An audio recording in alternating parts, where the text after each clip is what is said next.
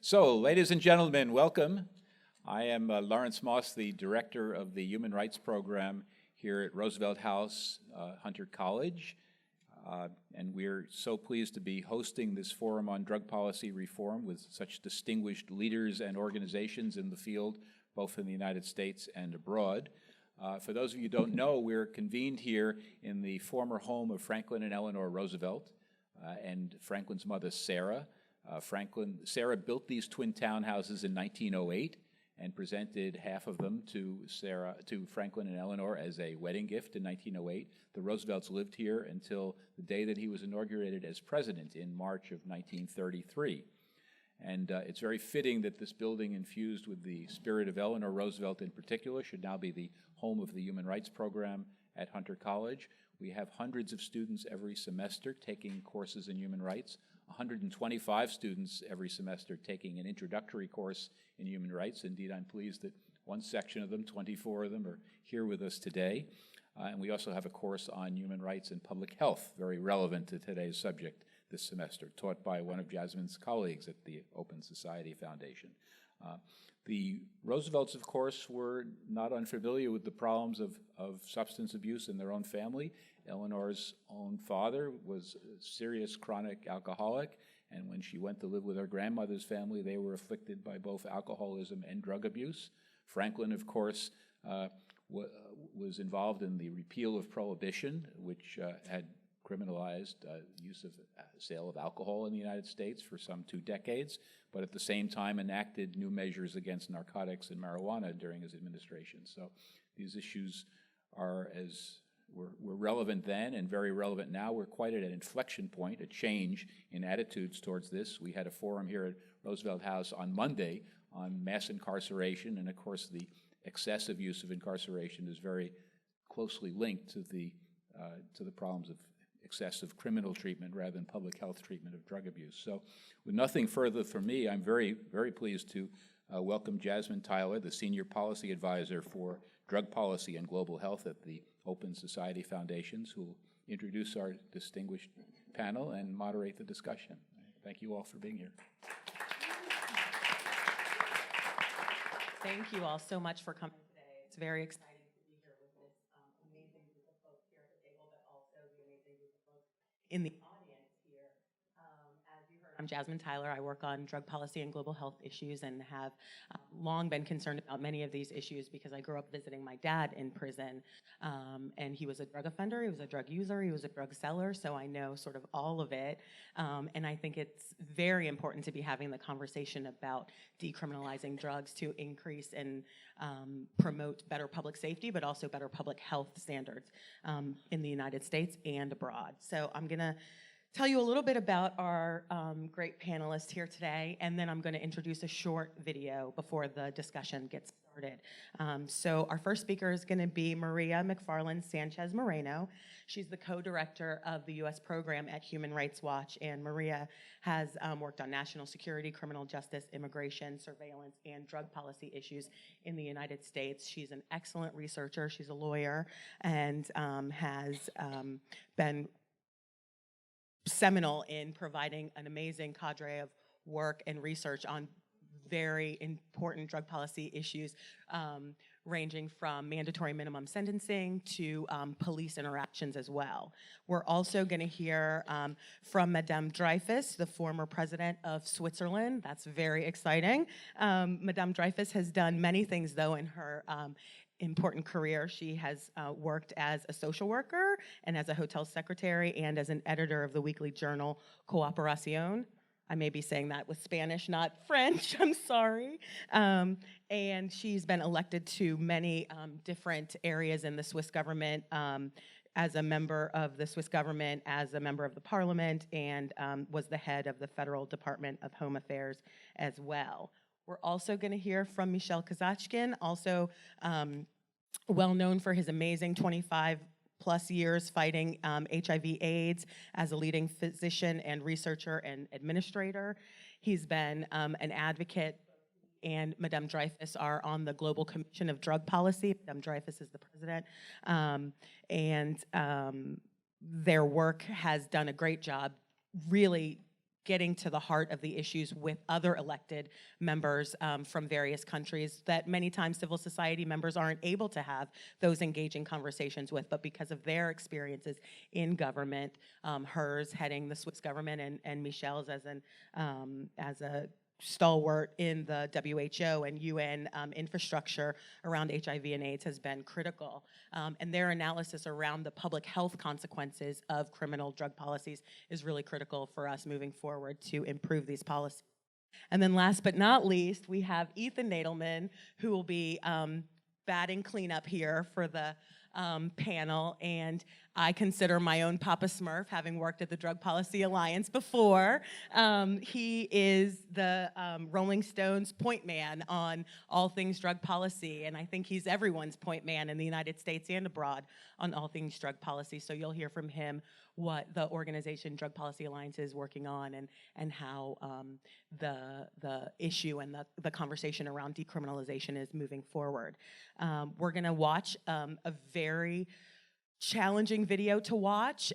You're gonna hear about a man who is spending 20 years in prison for simple possession of drug policy, or drug possession, sorry, and what that's done to his family and what that means for him. And so I hope you'll be moved by this personal story, and then you'll hear from the panelists how they sort of illustrate some of the policy decisions that have led to this and the policy decisions that could get us out of this as well.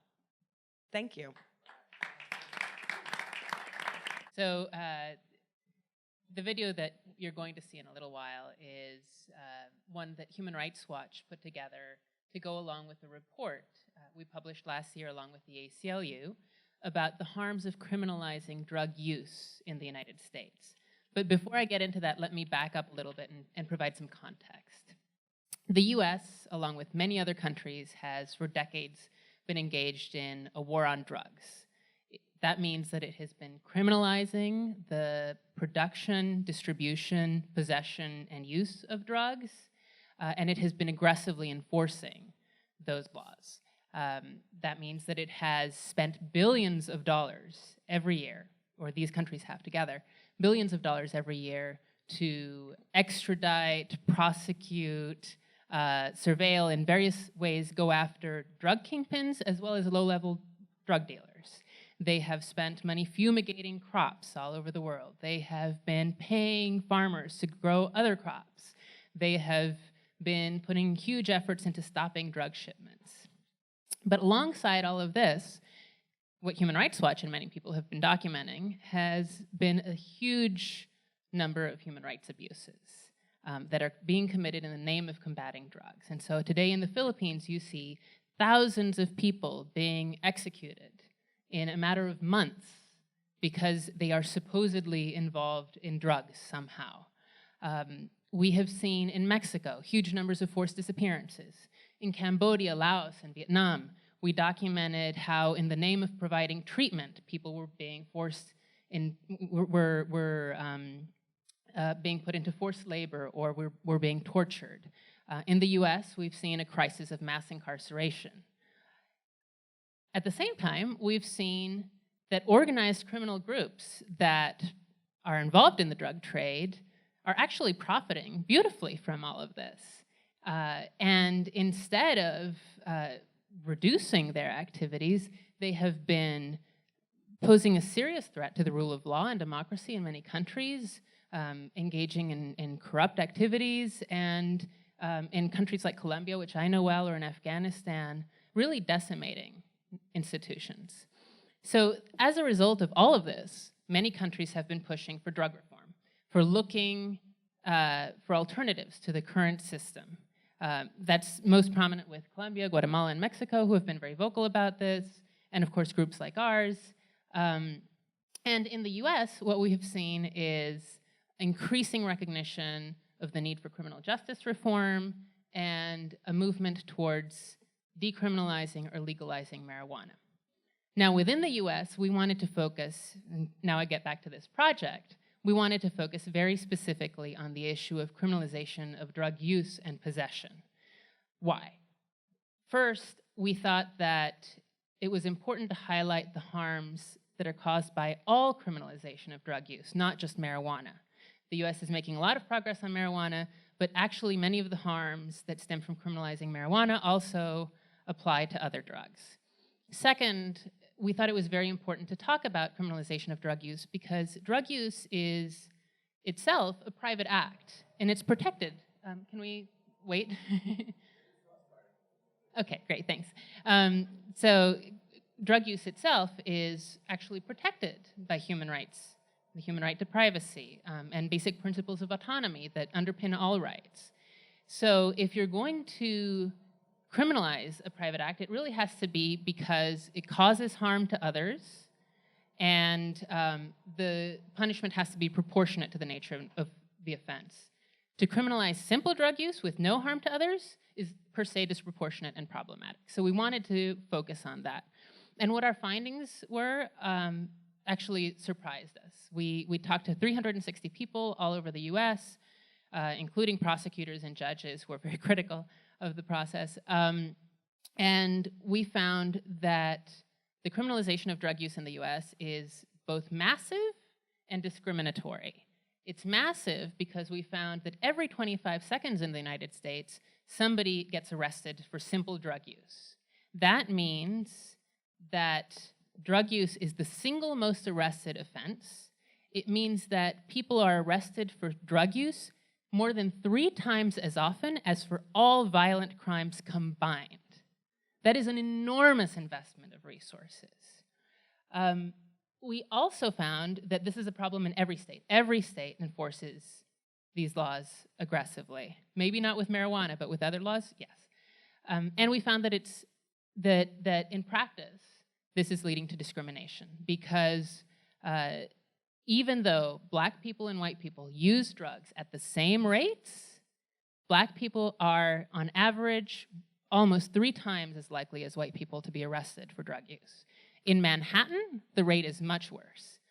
Black people in Manhattan are 11 times as likely as white people to be arrested for drug use. And we know that they are not using drugs 11 times more often. So that's a very sobering number. In addition to that, we saw that the consequences of being arrested and being charged and convicted for drug use are devastating, not only for the individual involved, but for the families and for their communities. People not only have to deal with incarceration, which separates them from their families and it sometimes can last years, but even if they're on probation, that eventually turns into, in some cases, an even worse sentence because they feel that they're trapped and there's no way out of the system, and that they make any misstep, they're going to end up in prison. And then we found that the collateral consequences of a conviction for drug use are severe. People who are convicted often lose their student aid, lose access to public housing, lose access to food stamps, which they use to feed their families. They can lose access to their voting rights in many states. That means people who might vote to change drug policies are not voting. And a number of other consequences. They have criminal justice debt, discrimination, they face discrimination because of their records, and so on. We also found that after all of this harm and all of this pain, it doesn't work. For people who actually have a drug problem, which are not all drug users, that's a subset of people who actually have problematic drug use, the system does not provide any help. People who want treatment and who are going to prison have enormous difficulties accessing it. And in many cases, people who use drugs and might otherwise seek help don't do so because they're afraid they will be caught and they will be incarcerated. So criminalization, in fact, tends to drive people who use drugs underground, making it more difficult for them to access health services and more likely to be exposed to serious illness. So ultimately, our recommendation is to decriminalize. And I'm not going to talk about the ways in which other countries have made progress on that front because I think other speakers will. But we think that it's very viable and in fact it's required for the United States to start looking at decriminalization. In the meantime, officials at all levels can be taking steps to mitigate the harmful effects of criminalization. They don't have to prosecute and seek the maximum sentence. Police don't have to run around enforcing drug laws on the books aggressively. The last comment I'll make is that the U.S. was making some progress, even at the federal level. They were showing some openness to reform. But under the current administration, we now have an Attorney General, Jeff Sessions, who has signaled that he is very much in the mold of the old drug warriors of the 80s, tough on crime, focused on using very harsh sentences to go after people, and he has signaled that he might even go after the states that have legalized or decriminalized marijuana. So we're in for some tough times, but I also am hopeful because the fact that we have seen progress at the state level and that we're seeing public opinion shift pretty markedly on these issues means that they can only keep the lid on reform for so long. So I think we should watch the video and then move on to other panelists. Thank you.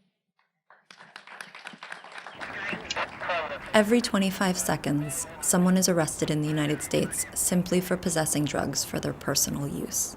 Around the country, police make more arrests for drug possession than for any other crime. Over 1.25 million arrests per year. Corey Ladd is a 27-year-old man that got sentenced to 20 years for half an ounce of weed. No parole, no probation. Every single day in prison for 20 years for half an ounce of weed. Massive numbers of arrests and aggressive prosecution for simple drug possession is ruining lives and destroying families. When Corey gets out of prison, Charlie will be about 18 years old. Hi, Corey. I was just talking about how you miss out on the little things of Charlie's life. I definitely don't think it's fair whatsoever. You know, I wasn't hurting anybody but myself, and I don't believe that I should be taken away from my family for 20 years for it. All U.S. states and the federal government criminalize possession of illicit drugs for personal use. In more than 40 states, possession of small quantities of drugs can be a felony offense. I met people who are prosecuted for tiny amounts of drugs, all for their personal use. Sometimes single doses, fractions of a gram, even residue in a pipe or an empty baggie. The sheer numbers of people that we arrest and send to jail for drug convictions is unbelievable. Stephen is not here with us right now because he's in prison. Stephen have wrestled with a drug problem for some time now. The last time he was arrested, I think it was for like drug paraphernalia. So he went to court and eventually they gave him 5 years. Stephen was, at one time, he was the provider. His not being there has definitely impacted, you know. Blacks, whites, people of color, we all use and sell drugs at relatively the same rates. But we enforce our policies in these poor black and brown communities.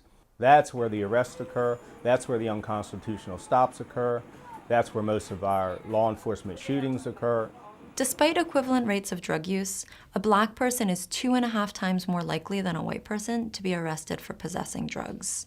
In some states, that's even higher. In Montana, Vermont, and Iowa, the ratio is 6-to-1. In Manhattan, a black person is 11 times more likely to be arrested for drug possession than a white person.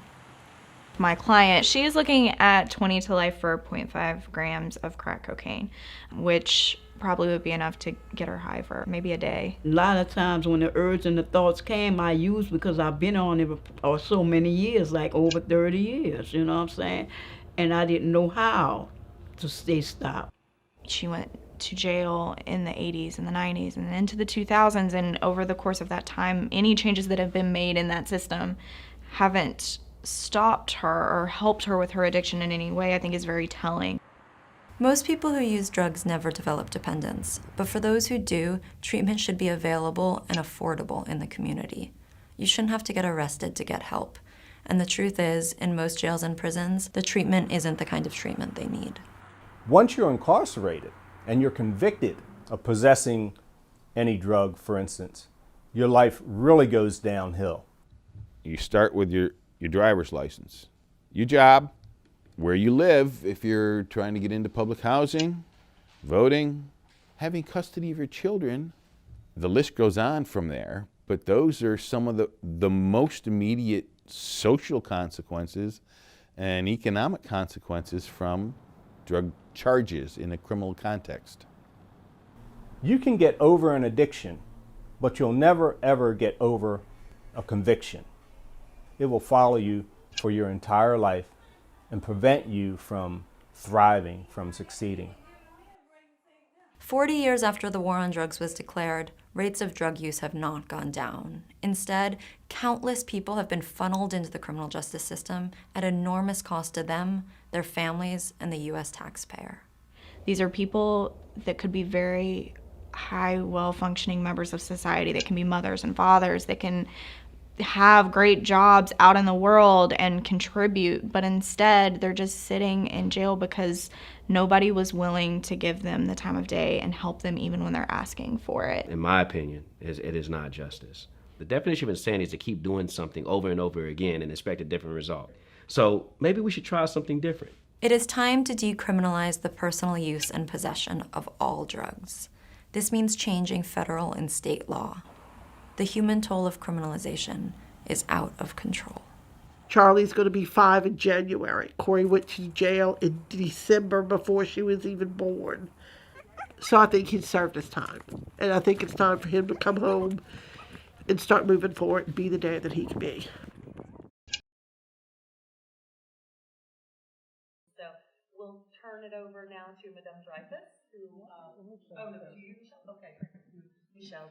Thank you. Actually, Ruth and I often come together at panels, and we say we sing in duet. And for today, we chose that I would speak first and she would go second. So good afternoon, everyone. I think that the clapping was at Human Rights Watch, and to congratulate you for producing such material. It's just extraordinary and so moving. So we are here, and thank you for the invitation, as members of the Global Commission on Drug Policy. I won't expand on the Global Commission, just to say that it is a group of now 24 individuals. We call ourselves global citizens that have come together 7 years ago, to advocate for and promote drug policies that would be more evidence-based and more humane. We gathered under the chairmanship and leadership of Fernando Henrique Cardoso, the former president of Brazil, and since June 2016, the chair of the commission is Ruth, sitting next to me. One of the members of our commission, Kofi Annan, has this wonderful quote that some of you may have seen, saying that drugs have harmed a number of people, but bad drug policies, and let me say criminalization of drugs, have harmed many more. So we're here to discuss our latest report, which Ruth will present in detail, on which is available at the entrance, called Advancing Drug Policy Reform, a New Approach to Decriminalization. We've published as a commission a number of reports in the last 7 years, including prior to the UNGAS, what we call the Red Report, or our Red Little Book, which gave what we called 5 pathways for advancing in the field for reforming drug policies. And what I'd like to do in a few minutes is discuss with you the itinerary of our thinking and of our analysis that led us to call in this latest report for a ban, not decriminalizing in the sense of removing drugs from the field of criminal justice, but actually calling for a ban on all types of sentences, whatever they are, for drug possession or use. But we have been calling for decriminalization since the very first report we published in 2010. And our itinerary somehow started from a health perspective. Ruth has been for many years a Minister of Health in Switzerland. At the time of the AIDS crisis in the 70s and 80s, I have been a physician in Paris, France, working from the very early days of the epidemic with people using drugs, dying every day in our wards from HIV/AIDS. So this is, for many of us in Europe, this has been the sort of starting point, the negative health impact of criminalization and of repressive drug policies on health, that is HIV/AIDS. So there are many ways in which repressive drug policies have threatened or harmed people when it comes to individual health or public health. The repressive laws have fueled a huge HIV epidemic. 1 out of 5, 1 out of 6 person who injects drugs worldwide is infected with HIV. A huge epidemic of hepatitis. 2 out of 3 people who inject drugs are infected with the hepatitis C virus. There's also a very high risk for people who inject drugs to acquire tuberculosis, and in many settings in the world, that means now multi-drug resistant tuberculosis. Repressive drug policies, because of the fear of arrests, because of it draws people underground, as Maria is saying, is a factor that increases highly the risk of dying from overdose. The fact that this economy is criminal leads, of course, to the fact that when you buy a product on the street, you actually don't know what it contains. And so there are heavy risks with adulterated products on the market. But repressive policies have also been, by themselves, an obstacle for people to access services. You wouldn't go easily to a hospital in a country where you actually may be arrested, or where your medical record would then go to the Ministry of Interior. And it's been a barrier for people who need these medicines for medical purposes and pain relief, a significant obstacle to access to opiates for pain relief. Over 85% of the world population lives in countries that do not have access to these medicines. So we're in this incredible paradox that the way people have interpreted the international drug conventions have led to huge harms to people who use so-called illicit drugs, and is preventing people who need the medicines from accessing to medicines. One more health fact, in a Lancet Commission report that was published right before the UNGAS a year ago, that was clearly stated. We, at least the authors of that paper and the members of that commission, considered that violence and violent deaths is actually a health event. Maria mentioned in the US, internationally, if you think, of course, Maria mentioned the Philippines, but just think of Mexico and Latin America, Central America. It's hundreds of thousands of deaths since the war on drugs has started, violent deaths that we should take as a health harm. So on that analysis, I think the Commission came from the very beginning to the conclusion that we need to reorient drug policies towards public health priorities, towards human rights priorities, and called for decriminalization, and really believed that a threshold decision in drug policy should be to define drugs in a society as a health and as a social issue as the very first step.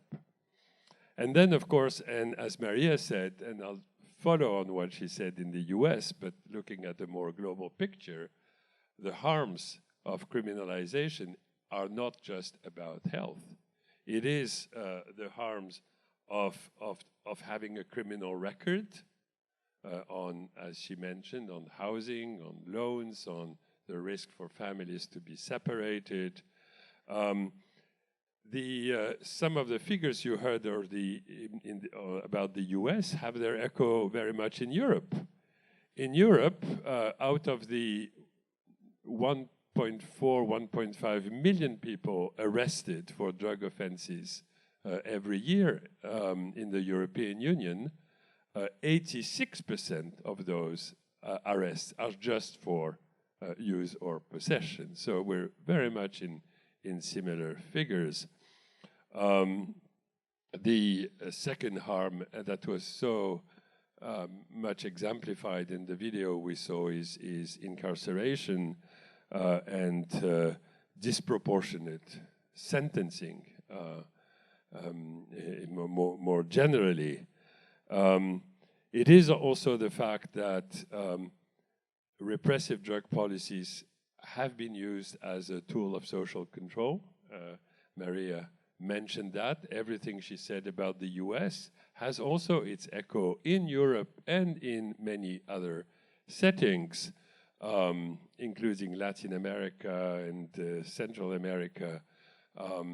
But there were reports that in England, if you are of color, your risk of being arrested and searched for drugs is like 6 times that of a white person. Finally, it's about undermining the rule of law, and it's about, in the name of justice, actually conducting human rights abuses. We've also been, on the positive side, as a commission, analyzing reports from countries that have decriminalized, including Portugal and the Czech Republic, where in fact many of the harms that I have just mentioned have decreased, and where actually overall consumption of drugs has not been increasing as it has in countries with severe prohibition law enforcement. So all of that taken together has led us first to fundamentally question what could be the basis for looking at this issue from a criminal perspective, and we do not see any basis to that, and thus for calling for decriminalization, and that is a ban on all type of penalties on all types of drugs. That, to us, is a fundamental harm reduction measure at individual and community level. It is respecting the right of privacy, and I like saying that human rights are universal rights: the rights to privacy, the right to access to health, the right to benefit from the advancement of sciences, and these are also the rights of people who use drugs. Finally, this is, to us, decriminalization, a port of entry into further drug reforms. So I'll now pass it on to Ruth to go into more detail in this latest report of the Commission.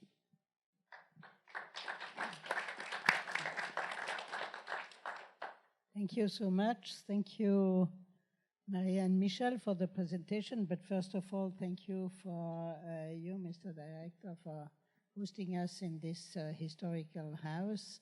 And thank you for Human Rights Watch and the Drug Policy Alliance for organizing this. They are our host, and we are very grateful and full of admiration for what we are doing day by day. Well, what Michel Kazatchkine just summarized is the learning process we, members of the Global Commission on Drug Policy, went through. It was a collective journey which lasted 6 years, and it will still continue.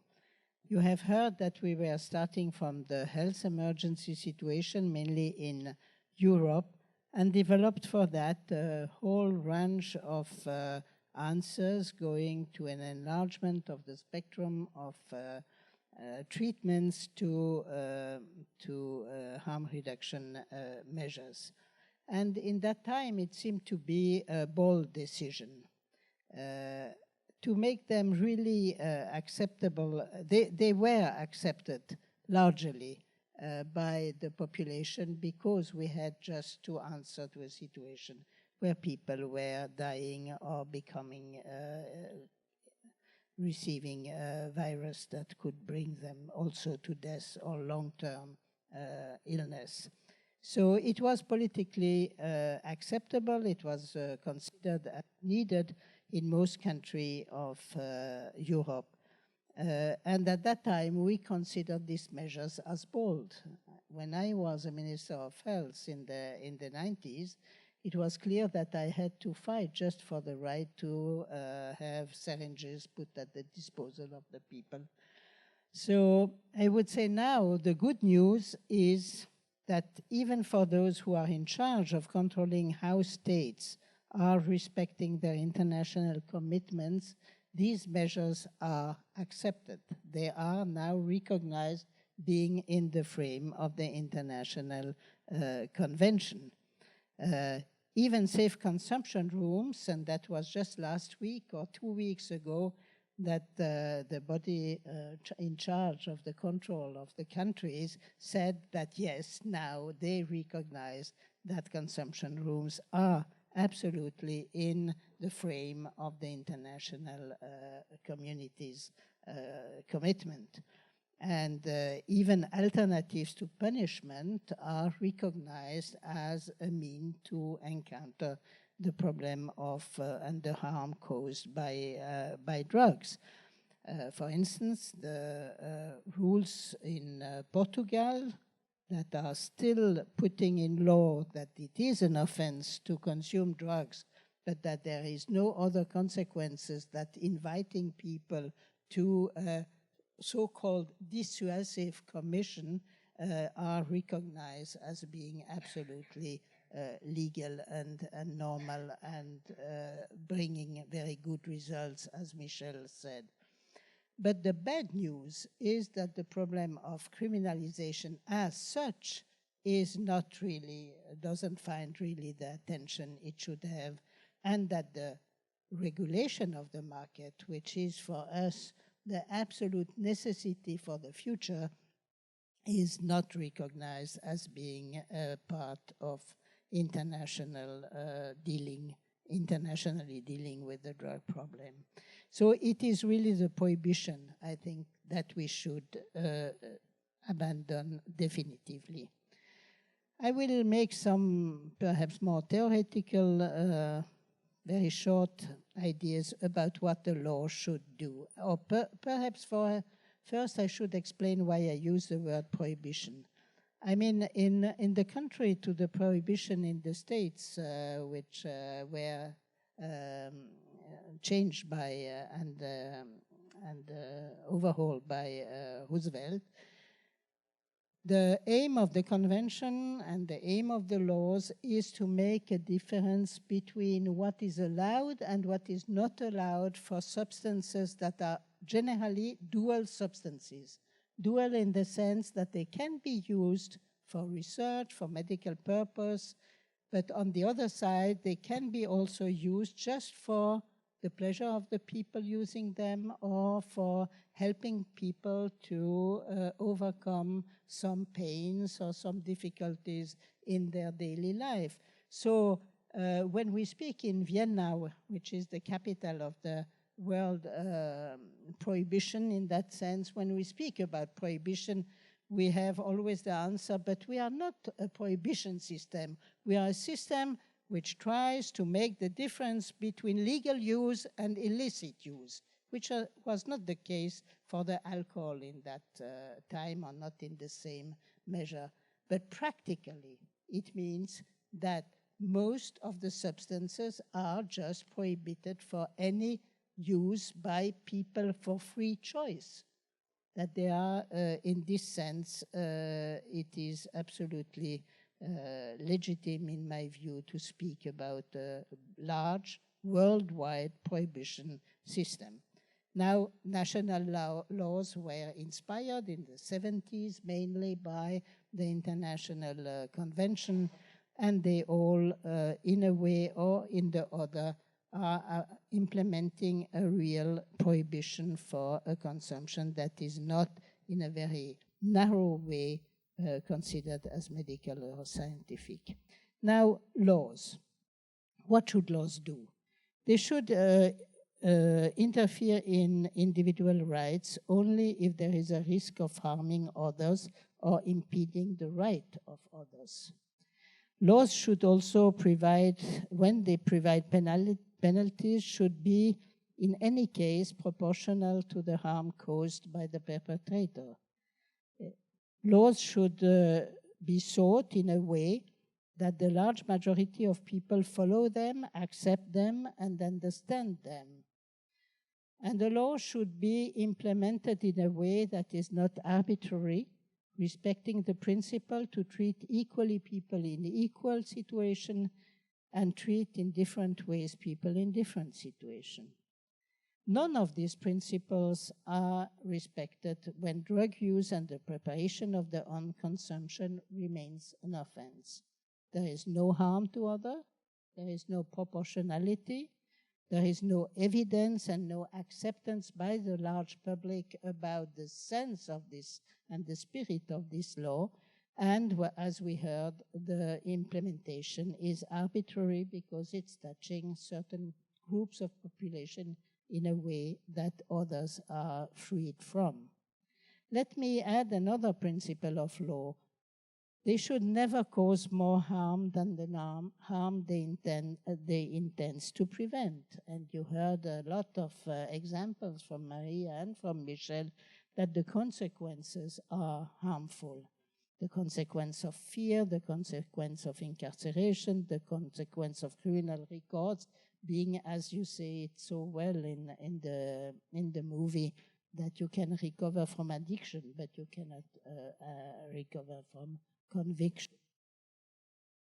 The consequences of the family, and so on. So this is the reason why, in our last report, we advocated so strongly for a total decriminalization of consumption for all drugs. This means that we continue to follow also the situation in the different nations and to support the movements that are fighting in the different nations for the same aim, that we are following with a great what is the consequence of countries who make steps in this direction, like Portugal, like the Czech Republic, who really decriminalized in the criminal law totally the use of drugs without negative consequences, and that we think that this is effectively, from the rule of law, a real general obligation. Now, this is for the consumption and the preparation for the consumption, and we have always to add the preparation for the own consumption, because in many countries, for instance in Latin America, from law, the consumption is not criminalized. But if you are just with some grams of a substance in your pocket, you are considered as a dealer, or you are offending the drug laws, even if it is really just for your own consumption. But I think enough was said about the necessity to decriminalize the consumption and the preparation to it. But what we do in our report is also to consider the petty nonviolent actors of the chain, of the drug chain, and we are also convinced that changes are absolutely necessary for the farmers, for the mules, for the street dealers, for all these people who are active in the drug chain, but often without violence, always, and without having an influence on the whole business, but just being the prolates of the system, often also driven by personal difficulties, financial difficulties, the lack of opportunities to other activities, and perhaps also forced to do that. In this area, we think that there is also, if not the total decriminalization, at least other answer than incarceration that is needed, alternative to incarceration, community work and community integration, and that this will be also a great contribution to the reduction of the violence and the social harms in community. Now, this is not the end of our journey, because we are in a situation where, in difference to all, I would say most or all other substances that are and may be harmful, the state just was not able to take a real control. A real control means that you regulate the market. A real control means that you put condition for the production, for the sale, for the quality of the product, and so on.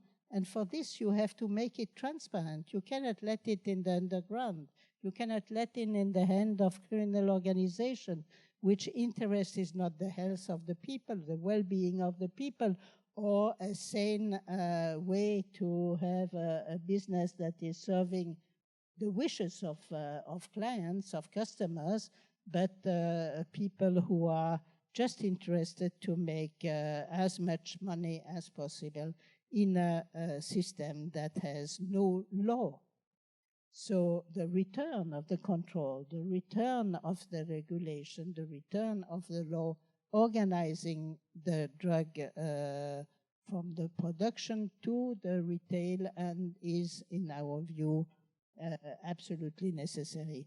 We are following with great interest being done in the field of the cannabis regulation and help us think solution for other substances, because we think regulation must touch most substances. Some here because they will not be good enough or controlled enough not to be continued to be sold on a market that will be a market where the customer knows what he wants. So in our view, what we need, the experience with cannabis will help us. Other substances will need perhaps a stronger, or certainly a stronger regulation. Cannabis might be something like tobacco or alcohol. Heroin, for instance, in my country can be medically prescribed in need. There are, between these two models, I would say, a whole range of models that would allow to see how to bring to the market and how to control as I said before, from the production to the customers, substances that, because they are or may be harmful, they have to be controlled.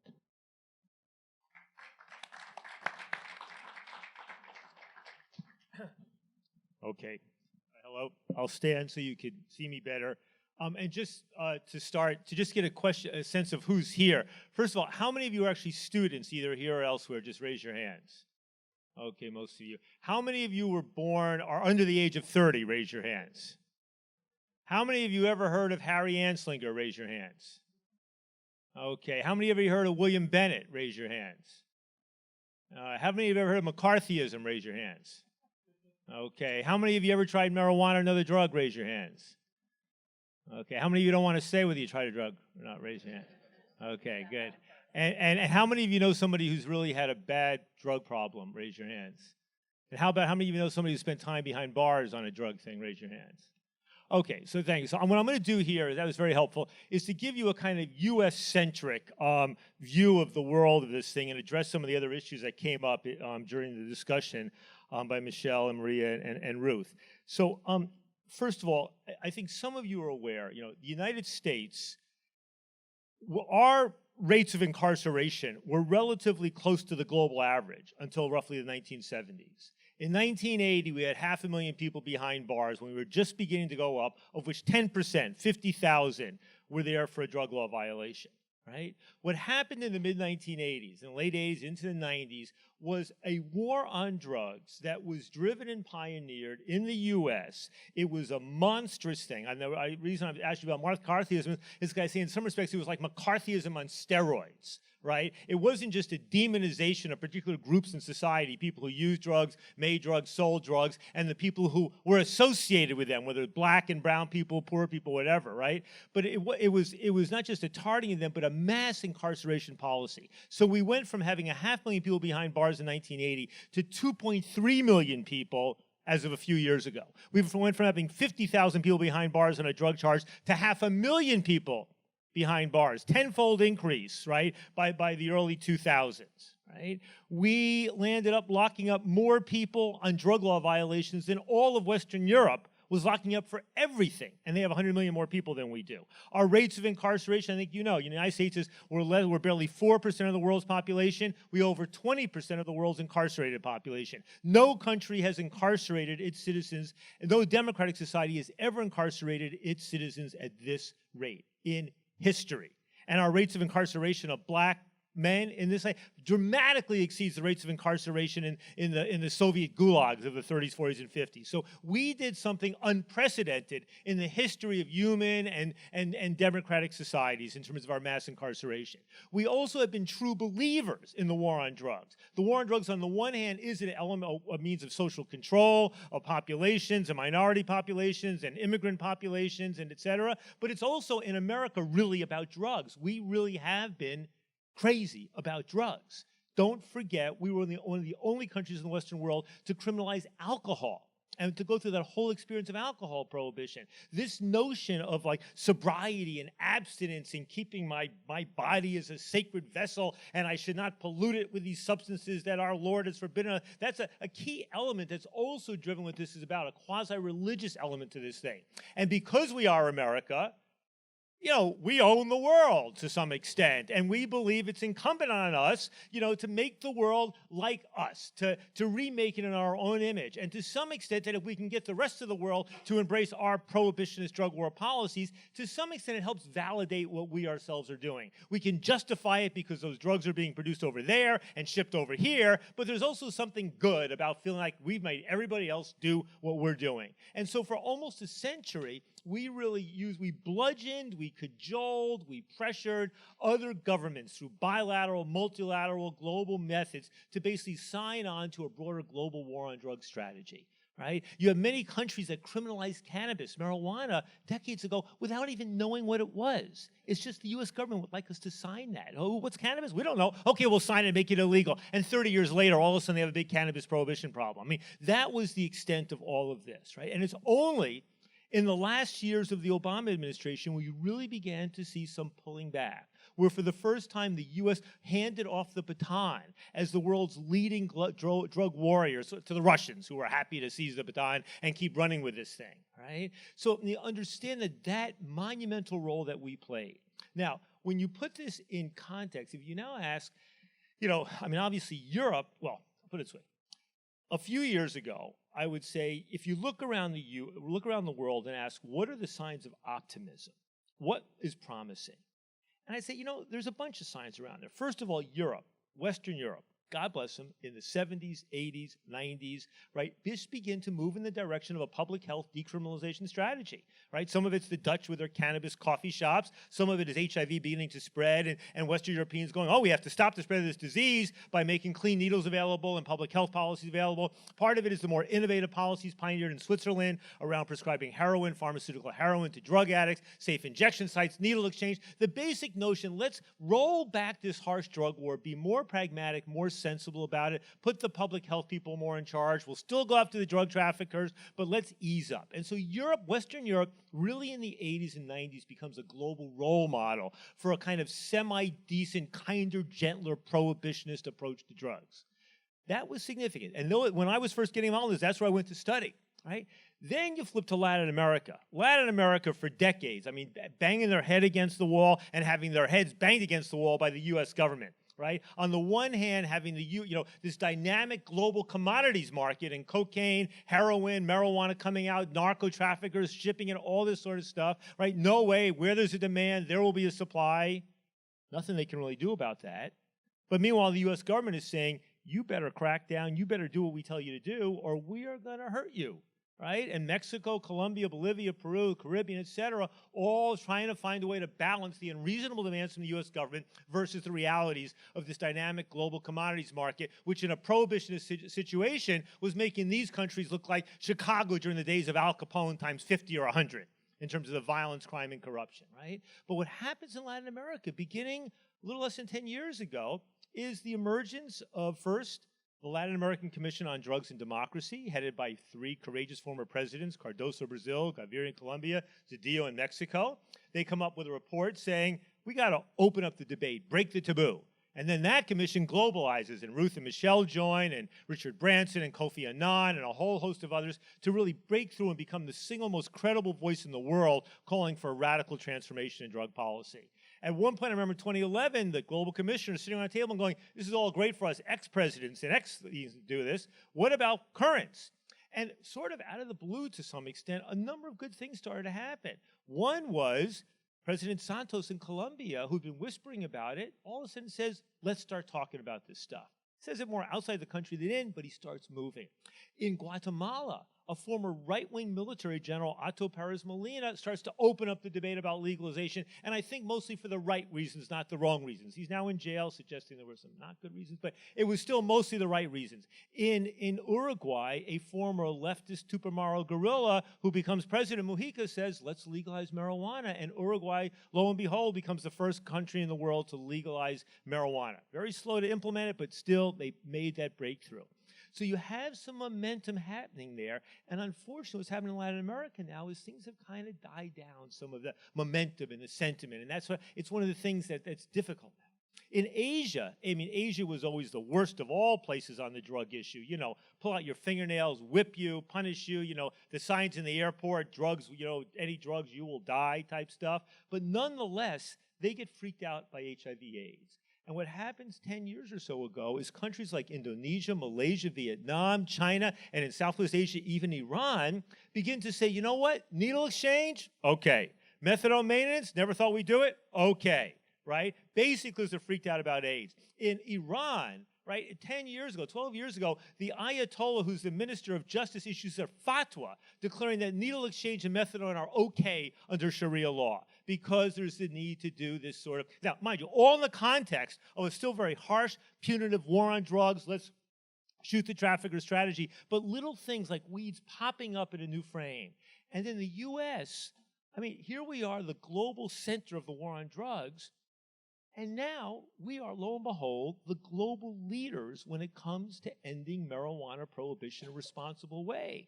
We have gone 30 years ago when there was 25% support for legalizing marijuana and 0 states legalizing anything, to today where almost 60% are in favor of legalizing marijuana, and where you have 29 states that have legalized for medical purposes, 8 states that have legalized more broadly, plus D.C. So we are effectively leading the world in the innovative regulation of marijuana in our own way.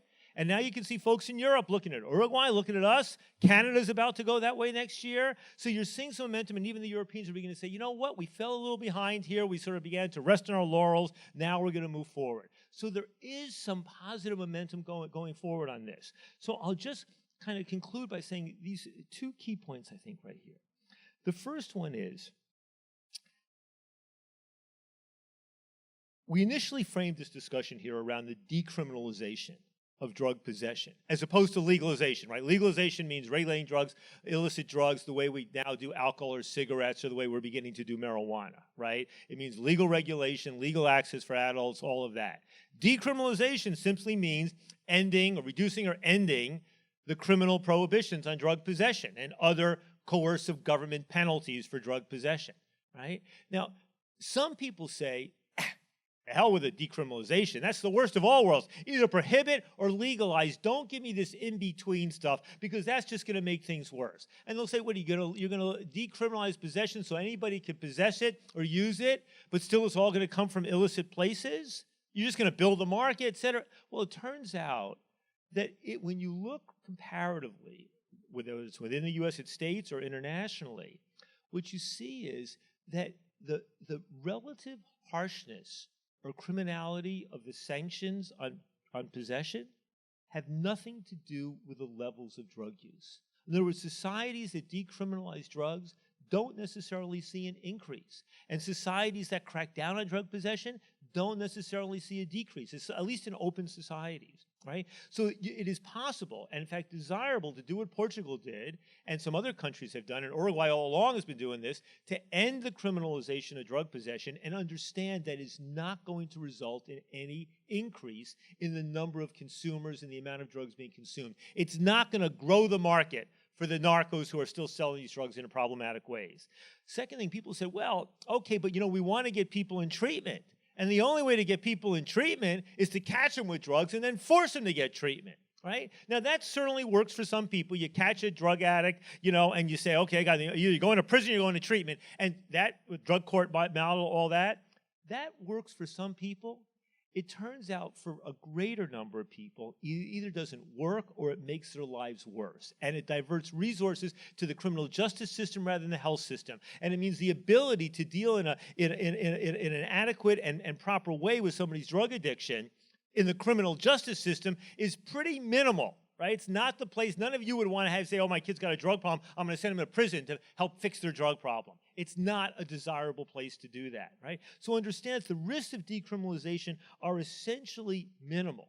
The other thing is, to the extent we can move towards ending the criminalization of drug possession, not only does it get rid of a huge number of arrests in this country and all around the world, beyond that, it then raises the question, if you're not going to criminalize somebody's possession of small amounts of drugs for their own use, where are they going to get the drugs from?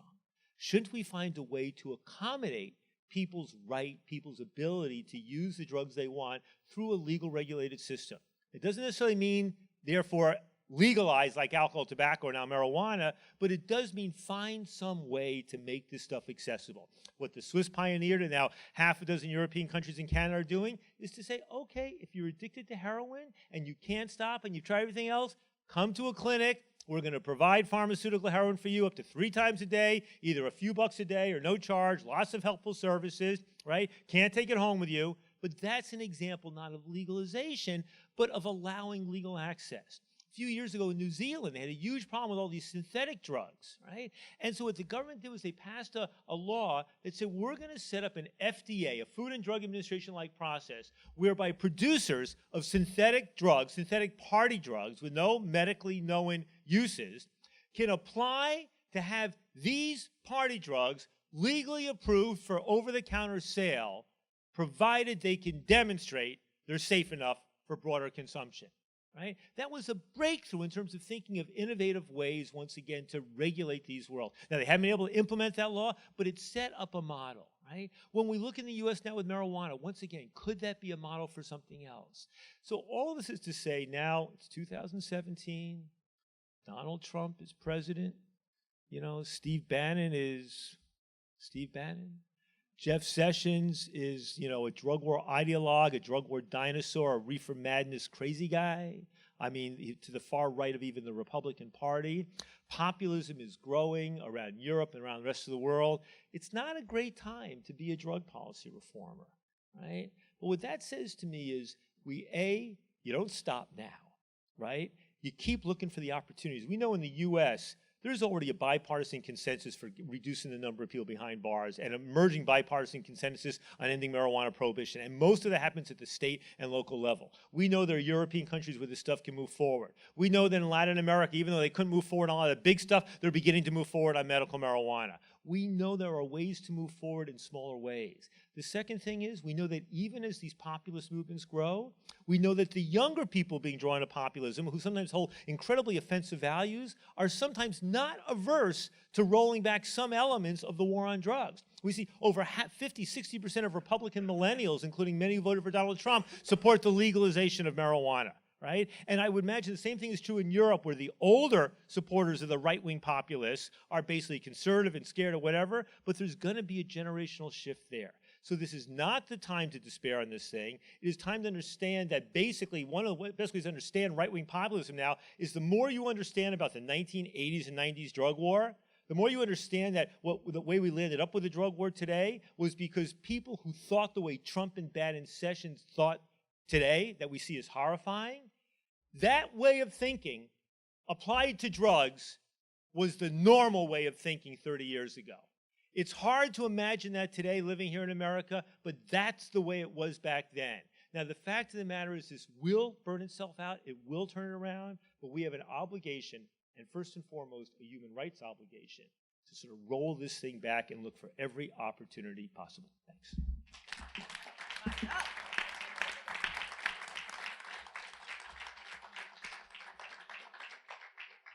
I'm fired up. I hope y'all are too. Let's get it. I just want to make one very important announcement, and that is that in these dark days, I know nothing really happens unless it happens on Twitter.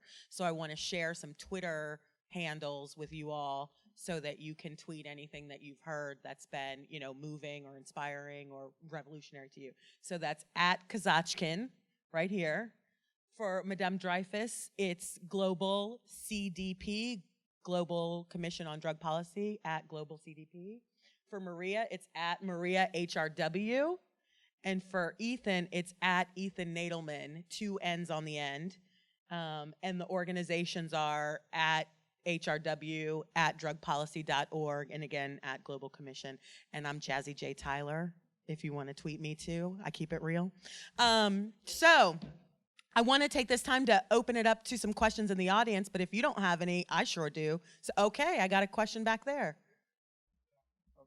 I look around the audience, and I did a little count. There's about 50 people here, plus 50 on the stage. And I think it's a sympathetic audience. We're all on board with it. My question really goes to the more broad question about the general population. And I look around, and Ethan, thanks for the show of hands, because I get a better feeling for the people here. There are New York voters in here, and 70% of the New York, 73% are unaware that in November there'll be a question to have a constitutional convention or not in 2019. And my question goes to whether having a constitution will advance our agenda or whether it will cause the agenda to retreat. Because, we're kind of on the liberal vanguard here. The general population is not necessarily on board. And I think if you're a New York voter, you really have to think hard and long about whether you want to vote yes or no on this issue. Thanks.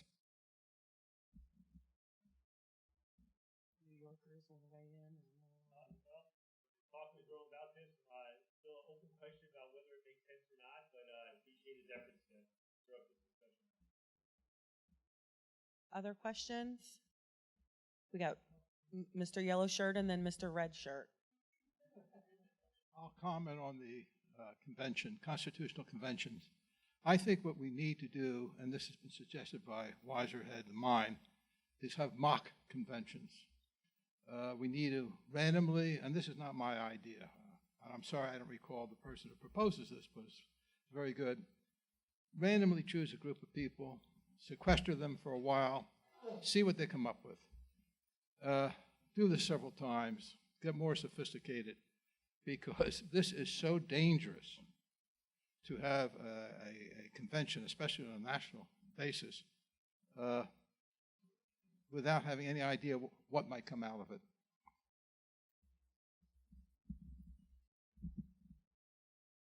Why don't we get this question and then we'll answer them in a panel. Here's the mic, sir. I'm just going to keep the ball rolling because I would love to see the New York State Convention become a battleground for criminal justice and drug law reform. I mean, there is no reason we can't write into the Constitution a whole new criminal justice system. No elected officials.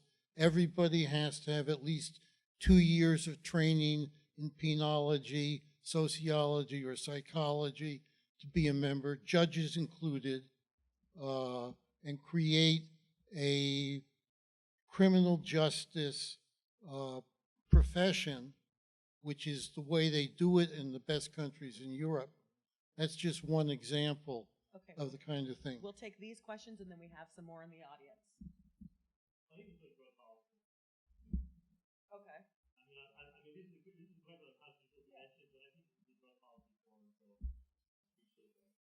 Okay. Ma'am? Oh, sorry. Yeah. And thank you all for coming. I just had a question. So I've done internships at syringe exchange programs in Brooklyn and the Bronx, and I feel like this is definitely a really contemporary issue that needs to be focused on. So I guess what advice, all of you, including Jasmine, if you can answer that question of what young people can do to continue the effort to and build the momentum on drug policy reform.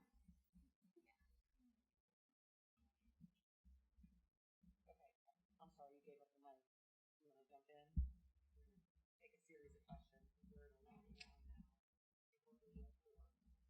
Yeah, I want to bring up the decriminalization versus the legalization because that's something that we've been talking about for a long time, and I'm just wondering why is now the time not to just go for legalization? Because for me, and the Global Commission has talked about this a lot, it's nonsensical to keep everything except consumption illegal, and we have a situation now with the opiate overdose crisis where we have a little more empathy for people who are using opiates, and they're going after the people who are dealing the heroin and looking at mandatory minimums and ratcheting it all back up again. So can you speak to that? Why is it politically not on the agenda yet? But for me, I want to legalize and regulate everything. And then just one other, can you talk about the role of racism? Because I feel like, we decriminalized marijuana in New York in 1977, and they keep arresting. We decriminalized, right? And the racial disparity, you all know about that. So that's the other problem I feel with decriminalization is the racial disparities continue. I'm just going to jump in on that and say, can we also address the role of law enforcement? Maria, you mentioned that a little bit earlier in your remarks, but I think if you could all just sort of talk about some of these questions that we've heard. We're in a lightning round. I do see your hand. You're next if we get to it, and then you're next if we get to it. But let's go down the panel. Yeah, well, let me just take the decriminalization, legalization. I think, sure, the problem is when you look at the public opinion polls, what you see is that with marijuana legalization, we've gone from, as I said, 25 to 58%. With decriminalization, depending upon how you word it, you get, workable levels of support, right? With legalization of drugs other than marijuana, we consistently see that the polls basically remain flat, and that almost nobody wants to touch it. So I actually think it's incredibly valuable for the Global Commission and others, and and for DPA and organizations to keep putting out the notion of legalization there. And I think it's important that even if it's not going to happen, to do it for two reasons, right? The first one is that it forces us to distinguish between the harms of prohibition and the harms of drugs themselves, right? And make that analytic distinction, right? The second reason is it forces us to think, what are we actually afraid of? When we think about making these drugs legally available, even in controlled ways, what is it we're so incredibly fearful of? So I think the debate's incredibly valuable, but the question about where you put organizational resources, do we spend millions of dollars trying to do PR on legalization or actually trying to move real policy reforms forward? I think our sense was even millions of dollars spent trying to do PR on legalization was going to be dropping the bucket and not do anything, whereas we could really change laws that would affect people's lives and help open up the kind of incremental work that helps move us towards where we need to go. So just on the race and policing issue, we didn't study carefully exactly why black people were being arrested so much more than white people, but I think it's pretty obvious, and from our interviews it was pretty clear that a lot of it has to do with policing decisions, and police often are present in black communities in a way that they aren't in white communities, and it's getting worse with predictive policing tools now being used, which rely on indicators like, oh, have you been arrested before? And how many arrests have happened in a certain neighborhood to decide whether to police there. So it compounds the problem, and that's something else that we're looking at going forward. So there are a lot of issues that intersect with drug policy. And just very briefly on the issue of what young people can do, I think actually a lot of people aren't familiar with all of these arguments and aren't familiar with the fact that other countries have decriminalized or never criminalized in the first place, or that legalization has many different ways of working, and that you could explore this. So I think just talking to people, sharing information is a very good starting point. I will perhaps continue. I will just continue on what you say, also to answer the question why regulation is not on the agenda. I mean, because the whole drug issue is an issue that is discussed under moral and ideological point of view. And it was really something that the population, the society, put at the interior of their dealing with the problem. There is a misconception about, generally a misconception about what the drugs are, really, and the best example for it is cannabis. As you know, cannabis is scheduled in most law and in international convention as dangerous as heroin and cocaine, and without any medical possibility of use. I mean, it's the highest level of dangerosity that is in the laws and the convention, because I think the last time WHO was, or the last time it was studied under scientific criteria, it was 1932 or 35. So I mean, there is no knowledge about cannabis that is really scientifically based, that is at the origin of the regulation or the non-regulation. Now, we will, our next step in the Global Commission of Drug Policy will be to, on one side, to go really behind this misconception in the public mind, if I can say so, which this is really to create the basis for changes that is necessary. Now we need this scientific evidence that is lacking, and we need to have a dialogue and an open conversation with the people to make regulation really acceptable, politically acceptable. But that is really our work now of the Global Commission on Drug Policy. And I would add also that young people can really create the momentum, sharing this knowledge that are now coming on the table slowly, step by step, speaking with peers, but speaking also with your parents and with adults, because often the blockage is coming from elderly generation. Thank you. Just very briefly, first on the youth question, I fully agree. Your role is to stimulate the discussion, open the debate, talk about the facts, what are the harms of the drugs, what are the harms of the policies, and fight the misconceptions. And by doing so, you will also serve the cause of human rights. On the question of regulation, first, I obviously fully agree with what Ruth just said, and we agree with you. And it is our fundamental, we are absolutely convinced that since this is an issue of offer and demand,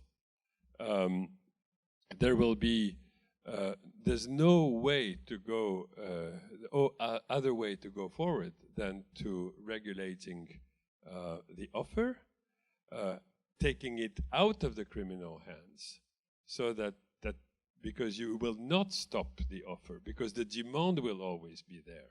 So let's make the offer an offer of substances that we would know what they are, what are their risks, what are their benefits.